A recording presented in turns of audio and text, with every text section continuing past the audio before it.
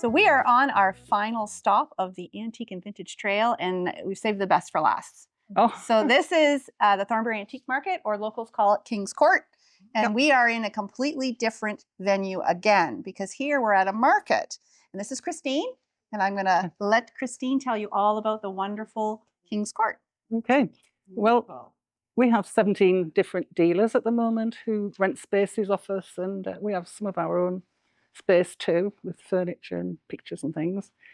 And I think having the different dealers helps to get variety, really.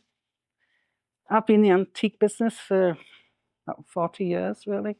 My mum used to be in it, and my auntie, and I don't know, it must be in my blood. I just enjoy it.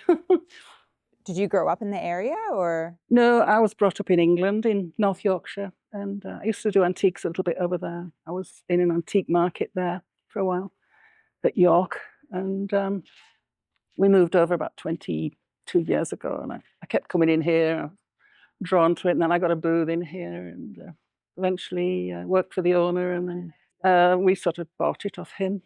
Yeah, 'cause it is a huge space. So wonderful that you have so many different vendors to be able to. Yes, and they all bring their own little specialities to it. Like these gorgeous fur coats that Janine and I have on. Dogwood. Yeah. Some dealers do upcycling and painting furniture and giving it a new lease of life, and some do mid-century modern things like Pyrex and antique furniture. So I'd love to know, I know that you said that your mom was into antiques. Your grandmother as well? Not my grandmother, my auntie. Or your auntie? She had a shop in England, and she specialised in antique dolls.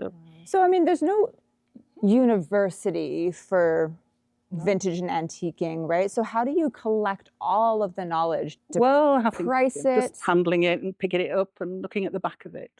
I think that helps, because there's a certain feel to some of it. But some the of it's lightness and some of it's art history, right? Some of it is, you know, you need to know these things, because I mean, I'm not trained in this at all, and so I would look at a piece of pottery or a piece of artwork and have zero appreciation for who crafted it.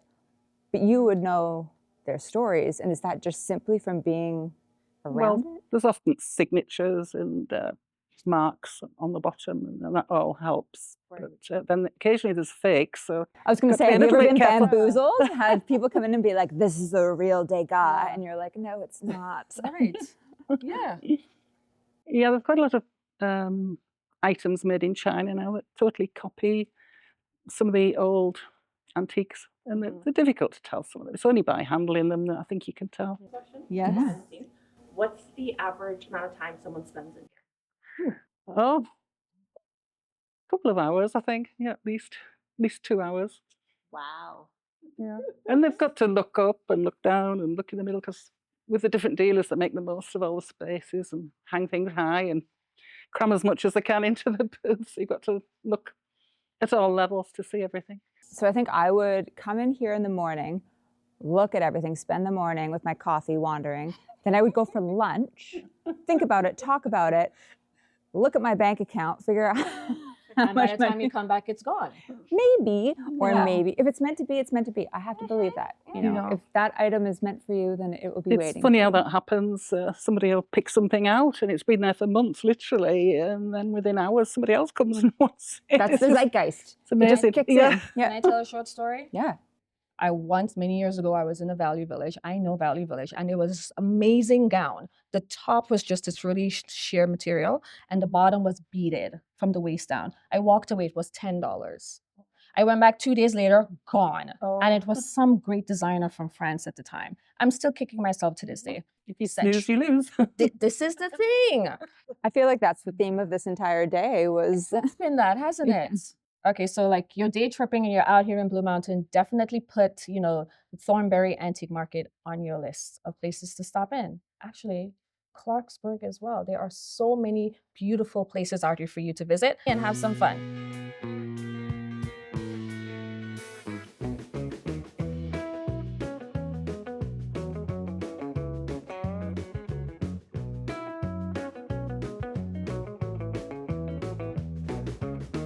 Unfortunately, that's all the time we have for today, but we'll be back next Wednesday with more people, places, and stories from right here in Georgian Bay.